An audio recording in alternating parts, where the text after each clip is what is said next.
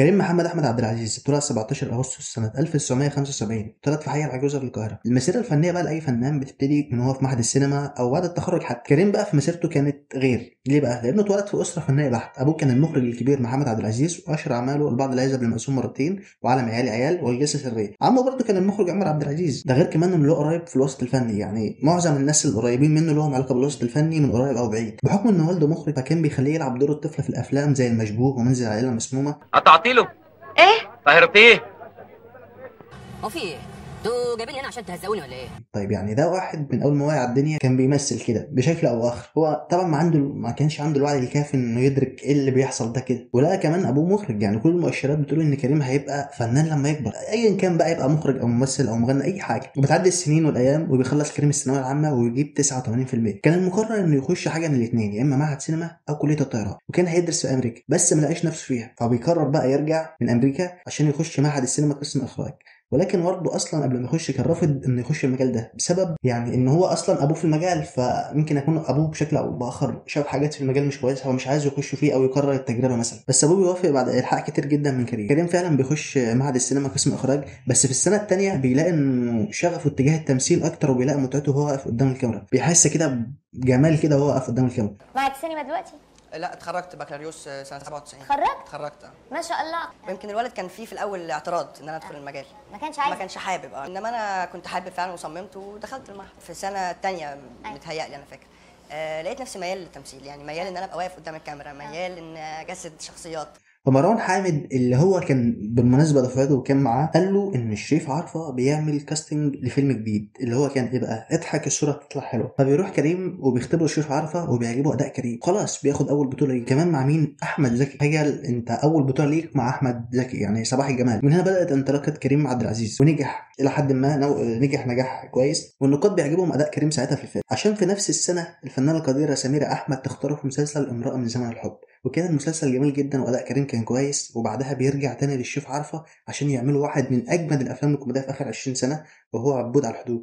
كان بطوله مشتركه مع الراحل علاء ولي الدين واحمد حلمي ومحمود عبد المولي وكمان عزت ابو عوف، والفيلم بينجح وبيحقق ايرادات كويسه ساعتها. نيجي بقى لسنه 2000 واللي عمل فيهم تجربتين، الاولى مع الهام شاهين فيلم جنون الحياه، والفيلم كان سيء مش حلو اصلا، قصته كانت سطحيه وما فيهوش قصه اصلا. اما التجربه الثانيه كانت موفقه الصراحه، كانت فيلم ليه خلتني احبك، وكمان معاه احمد حلمي ومنى زكي وحلا شيحه واخراج سندرا نشأت. الفيلم ده نزل العيد وكان اعلى ايرادات ساعتها في العيد. الفيلم اصلا كان متاخد من اغنيه لليلى مراد بنفس الاسم. اما بقى الفيلم نفسه كان متاخد من الفيلم الامريكي ماي بيست فريندز ويدنج. اما بقى في سنه 2001 كريم بيرجع تاني مع علاء ولي الدين، بس المره دي بمسرحيه كلها ضحك من اولها لاخرها الصراحه، وهي مسرحيه حكيم عيون، وكان معاه احمد حلمي وحجاج عبد العظيم. في نفس السنه برضو نيجي لانطلاقه كريم الحقيقيه، واول بطوله ليه في فيلم حراميه في كي جي 2 مع ماجد الكدواني وطلعت زكريا وحنان ترك، وكان معاه برضو محمد رجب. الفيلم اخراج ساندرا نشأت وتأليف بلال فضل، موسيقى هشام نزيه. فيلم بالكرو ده طبعا انت تتوقع طبعا اللي هو ينجح، يعني كل واحد من الناس دي دلوقتي عظيم. عايز اقول لك بقى ان الفيلم ده كل ما بيقدم كل ما بيحلو اكتر، يعني لسه لحد النهارده برضو في ناس بتجيب حاجات منه ويعملوا عليها ميمز. الفيلم حقق 9 مليون جنيه كايرادات، وده كان رقم كبير جدا ساعتها، وعشان الكيمياء كانت حلوه بينهم فبيقرروا في 2003 يعملوا حراميه في تايلاند بنفس الكرو تقريبا، يعني حاجه كده زي جزء تاني. عارف انت مسلسل صوت وصوره، ان حاجه شبه المسلسل كده، هما جزئين بس يعني كل جزء بقصه مختلفه كده. الفيلم يعني حقق ايرادات اقل شويه، حقق 5 مليون بس. على الرغم من كده الكوميديا اللي كانت فيه كانت حلوه جدا. سنه 2004 بقى كريم بيقرر يعمل الباشا تلميذ، الفيلم اللي لو سمعته اكتر من 20 مره في اليوم مش هزهق منه. انا الصراحه مش عارف الفيلم ده كان من غير حسن حسني كان هيبقى عامل ازاي. حسن حسني كان بنبنيه الفيلم والله، يعني لو شلنا دوره الفيلم ممكن ما يبقاش فيه ضحك كتير زي ما هو فيه كده. الراجل ده ما كانش بيمثل والله، كان يعني هو كان طبيعي كده، طبيعته كده مش بيمثل. على الرغم من بساطه القصه بس المخرج وائل احسان كان بيطلع من كل مشهد افيه هيضحكك بالعافيه. كوميديته برضه عايشه لحد دلوقتي لانه كان معتمد اكتر على كوميديا الموقف. كريم بقى يسكت لا، راح معلي على الفيلم ده بفيلم اعلى منه، وراح عامل ابو علي، فيلم متكامل بنسبه كبيره، يعني في رومانسيه، تلاقي في اكشن، في كوميدي، ده غير طبعا في حته كده دراما، في كل اللي انت عايزه. غير الاغنيه الرهيبه اللي عملها خالد سليم طبعا في الفيلم ده، بالنسبه لي دي من اجمد الاغاني اللي عملها خالد سليم. الفيلم ده وافهاته برضه لسه لحد دلوقتي بيطلع عليها ميمز. انا هقول لك الكلمه دي كتير بقى قدام، لان كريم ما شاء الله اعماله كلها بيتعمل عليها ميمز لحد دلوقتي. والصراحه الكتابه في الفيلم ده كانت نقطه قوه، الكتابه هي كانت اقوى حاجه في الفيلم الصراحه، والاخراج برضه كان كويس لان بلال فضل بقى هو اللي كان كاتب القصه. وتلقائيه طلعت زكريا في الفيلم ده خلته في حته تانية والله، يعني عشان الفيلم كان مليان ايجابيات، فده خلاه متصدر شباك التذاكر ساعتها وحقق اكتر من 12 مليون جنيه. خلاص بقى ضحكنا وهزرنا شويه، نيجي بقى للجد بقى. سنه 2006 كريم عمل واحد من اتقل اعماله الفنيه بالنسبه لي. احنا كنا لسه خارجين بقى، يعني لو بصينا على اعمال كريم قبل كده كنت هتلاقيها كلها بقى الشاب اللي البنات بتحبه والواد الكيوت كده، بس لا، بيقرر بقى يعمل فيلم واحد من الناس. اداء عظيم جدا من كريم عبد العزيز، قصه وحبكه دراميه تقيله جدا واتنفذت حلو. هنا كريم في الفيلم ده غير جلده خالص، لان الفيلم كان معظمه جد وعايز اداء عالي غير اللي كان كريم متعود عليه قبل كده. وكان طالع برضو بدور اب، يعني مش سهله مثلا ان يعني كل الممثلين الشباب في سن كريم ساعتها كان يقول لك لا لا لا انا هعمل دور الشاب الوسيم ده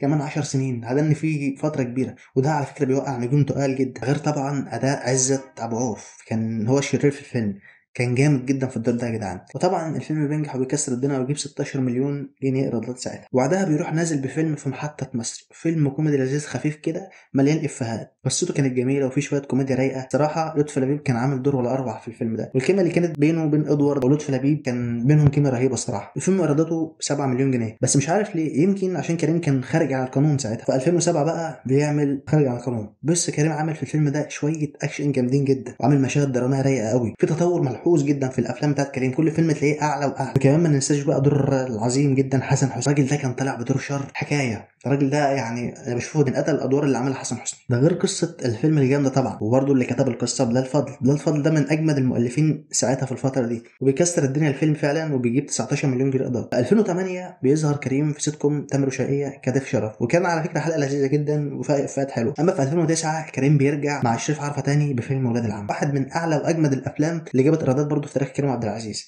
الفيلم وطني وبيناقش قضايا حساسه جدا، ومعاه شريف منير ومنى زكي، والدور اللي كان جديد شويه على كريم نوعا ما، بس عمله ببراعه في الفيلم وحقق نجاح ساحق بايرادات وصلت 27 مليون جنيه. وفي 2010 بقى بيظهر كضيف شرف في مسلسل الجماعه. بعد كده بقى في 2011 عمل فيلم فاصل ونعود اللي ما نجحش قوي وجاب 5 مليون. كريم كان عامل اداء كويس، ومحمد لطفي برده كان اكتر من رائع في الفيلم ده. واللي عجبني اكتر واكتر الصراحه احمد راتب اللي كان عامل دور الشرير في الفيلم. الفيلم برده كان يمكن بالنسبه لي عندي فيه شويه مشاكل في القصه، بس الفيلم مش اعلى حاجه لكريم عبد العزيز، بس على فكره كان كويس. بعد كده كريم بيغيب عن التلفزيون والسينما بسبب مرضه، كان عنده جلطات في الرئه بسبب كتر التدخين اللي كان بيدخنه. وبعد كده بتنزل روايه الفيل الازرق لاحمد مراد، بتعمل ضجه جامده قوي وبتنجح نجاح غير طبيعي. طبعا بيقرروا يحولوها عمل سينمائي. طبعا هي اتشهرت اول فتره اللي كريم كان موقف فيها سنتين سينما وتلفزيون. وكريم طبعا بعد ما خف اعلنوا ان هو هيبقى بطل العمل ده، وينزلوا سنه 2014 بفيلم الفيل الازرق. كانت مجازفه اصلا ان كريم يعمل فيلم من النوع ده، نازل في العيد كئيب، فيلم رعب فيه شويه تعقيدات كده في القصه. كانت المفاجاه ان الفيلم حقق نجاح ساحق، حرفيا الفيلم كان ميزانيته 25 مليون وجاب 92 مليون. انت متخيل؟ ده نجاح غير طبيعي. طبعا كان اعلى ايرادات ساعتها في تاريخ السينما. ده طبعا الاخراج الجامد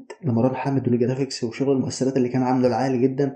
يعني الصراحه مروان حامد ورانا في الفيلم ده صوره اول مره نشوفها في افلام مصريه، كان فيلم عالمي بكل المقاييس الصراحه. بعد كده في 2015 بيرجع للتلفزيون بمسلسل وش تاني مع الممثل القدير حسين فهمي، مسلسل كوميدي لذيذ خفيف وفيه ضحك كتير. الصراحه كريم بيغيب سنتين تاني وبيرجع بواحد من افضل واشهر مسلسلات الدراما في اخر 20 سنه تما، هو مسلسل الزيبق. مين فينا مش مستني الجزء الثاني اصلا من مسلسل الزيبق لحد دلوقتي؟ قصه جامده، اداء ممثلين ممتاز، اخراج جامد. المسلسل لحد النهارده لسه ترند والناس بتسال على الجزء الثاني. بعد كده كريم برضه بيغيب سنتين تاني وبيرجع سنه 2019 مع وائل الكدواني بفيلم نادي الرجال السري. والفيلم ده مش اقوى حاجه لكريم، بس على الرغم من كده نجح نجاح جامد جدا، يمكن عشان الناس كانت حابه تشوف ماجد وكريم تاني مع بعض، وجاب ايرادات وصل 60 مليون. وفي نفس السنه نزل بالجزء الثاني من فيلم الفيل الازرق، عدى نجاح الجزء الاول وحقق اكتر من 100 مليون ايرادات، وبقى رقم واحد اعلى ايرادات في تاريخ السينما. ده كله بسبب الصوره المبهره برضو اللي عليت في الجزء الثاني عن الجزء الاول، والاخراج المتميز والاداء التمثيلي برضو اللي كان متميز جدا والقصه الكويسه. بتيجي 2021 عشان يعمل البعض العازب للمأذون مرتين. بص انا بعتبر الفيلم ده شبه نادي الرجال السري، بس كان اقل منه شويه وجاب ايرادات 41 مليون. وسنه 2022 عمل مع احمد عز فيلم كيرة والجن. طبيعي نجمين كل واحد بيحقق اعلى ايرادات لوحده، ما بينزلوا بفيلم يبقى اعلى ايرادات في تاريخ السينما. يعني الفيلم ده علّى كمان على فيلم الفيل الازرق الجزء الثاني وجاب اكتر من 120 مليون جنيه. اجمد حاجه في الفيلم ده اخراج مروان حامد على فكره، مع ان عندي مشاكل شويه في سيناريو الفيلم في الشويه الاخر بالذات، بس ده ما يمنعش ان هو فيلم جامد. نسيت اقول لك ان في 2021 وفي 2022 كريم عمل الجزء الثاني والجزء الثالث من مسلسل الاختيار، وعلى فكره نجحوا جدا وعملوا ضجه. وفي 2023 كريم بيعمل بيت الروبي مع كريم محمود عبد العزيز، والفيلم كانت قصته معاصره وبتحكي عن اضرار السوشيال ميديا وازاي بتاثر على الناس. وعايز اقول لك ان الكيمياء ما بين كريم عبد العزيز وكريم محمود عبد العزيز كانت رايقه جدا، ودي اكتر حاجه اصلا كانت حلوه في الفيلم. الفيلم بينجح لدرجه ان ايراداته عدت كده والجن وجاب 125 مليون. وفي 2024 بيعمل مسلسل حشاشين عن قصه حقيقيه عن حسن الصباح اللي كان عنده جنون عظمه ومستعد يخسر اي حاجه في سبيل النفوذ والسلطه. كان من انجح مسلسلات رمضان، مسلسل مبهر من كل الجوانب. والصراحه المسلسل ده انا بحبه بشكل شخصي جدا، وكريم قلب نفسه ان ده اصعب شخصيه واصعب اداء تمثيلي عمله في مسيرته الفنيه. نفس السنه برضو في العيد الكبير بيظهر كريم كضيف شرف في فيلم ولاد رزق 3، وهيبقى ان شاء الله موجود في الجزء الرابع. طيب خلينا نرجع بقى لسؤال الحلقه، وليه كريم عبد العزيز فضل في القمه؟ الاسباب يعني كتير جدا. اول حاجه كريم طبعا مفيش شك ان هو موهبه عالميه جدا. طيب اهم بقى من الموهبه دي انك تعرف تدير الموهبه دي وتوظفها في الاعمال اللي تناسبك. يعني مثلا هو موهوب، ما قالش لا انا مثلا ناجح في الكوميدي فهدني في الكوميدي ده بس، لا ده عمل 3 4 اعمال كوميديه، وبعد كده راح بقى ايه عامل فيلم مثلا اكشن وفي دراما، بعد كده راح عمل فيلم في الازرق مثلا، فيلم معقد شويه وصعب يعني، وكانت تجربه جديده جدا في السينما ساعتها، رعب وكده. فما قالش انا هثبت على نوع واحد، كل الادوار اللي تتخيلها كريم عملها. كمان كريم ما بيشغلش باله في الحاجات التافهه، يعني مش بتاع ان هو لا انا اسمي هيتكتب الاول على التتر، لا اسمي هيتكتب الثاني، ما بيشغلوش الحاجات دي لان هو عارف قيمته الحقيقيه. كمان كريم ما عندوش مشكله انه يطلع كضيف شرف مثلا في عمل او حاجه زي ما شفناه في ولاد رزق 2024. ناس كتير جدا مثلا تقول لك لا انا نجم كبير ليه اظهر مثلا 10 ثواني في ضيف شرف. كريم كمان ما عندوش مشكله انه يشتغل مع ناس بتنافسه زي ما اشتغل مع احمد عز في كيرة والجن. احمد عز على فكره اكبر منافس لكريم، ما قالش مثلا لما هطلع معاه هيعمل اكشن احسن مني في الفيلم او هيعمل حاجه، لا كريم برضو كان عاليته ذكيه جدا، والفيلم لما نزل جاب اعلى ايرادات في تاريخ السينما. وبرضو ما كانش عنده مشكله انه يشتغل مع كريم محمود عبد العزيز وقال لك ده هياخد افيه مني، ده هياخد مش عارف ايه، لا لا لا كريم فعلا دماغه وعقليته هي اللي منجحاه برضو لحد دلوقتي. عايز اقول لك ان في ناس مثلا لو معاها ممثل مثلا اقل منها او حاجه وقال افيه حلو ممكن تطرده من الشغل، وحصلت بالفعل. فدي طبعا اسباب كافيه تخلي كريم عبد العزيز هو رقم 1 دلوقتي. وبس دي كانت نهايه الحلقه بتاعتنا، وكده انت عرفت ليه كريم عبد العزيز كان في القمه. ولو كملت معايا الحلقه لحد هنا انزل اكتب لي تحت في الكومنتات رقم 15، لا 15 ده هتبقى كلمه السر اللي هعرف بقى انك كملت لحد الفيديو لحد هنا. ولو عايزين اعمال تانية احللها او اشرحها قولوا لي تحت في الكومنتات. وبشكركم جدا للمشاهده، سلام عليكم.